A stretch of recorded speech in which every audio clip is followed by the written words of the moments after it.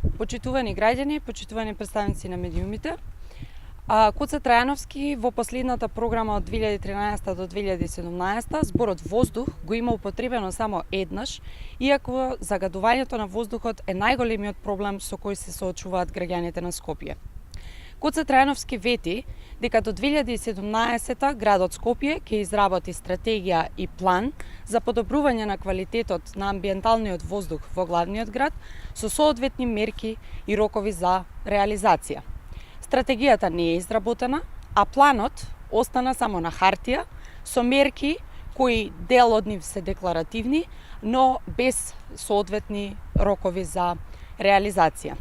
Клучната мерка на Коце Трајановски во градот, кој се гушеше минатата година и кој беше претворен во гасна комора, беше да не излегуваат на отворено.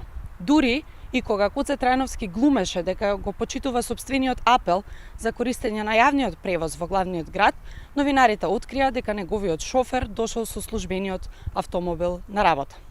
Почитувани, на Скопје му се потребни промени веднаш. На Скопје му е потребна нова градска администрација, на Скопје му е потребен градоначелник кој заедно со Советот, граѓаните и здруженијата долгорочно ќе го реши проблемот со загадениот воздух, уништеното зеленило и водата за пиење.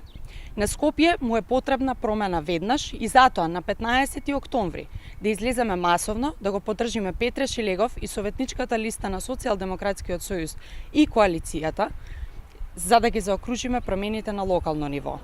Да не дозволиме Никола Груевски и Коце Трајановски уште 4 години да го држат градот Скопје во заложништво.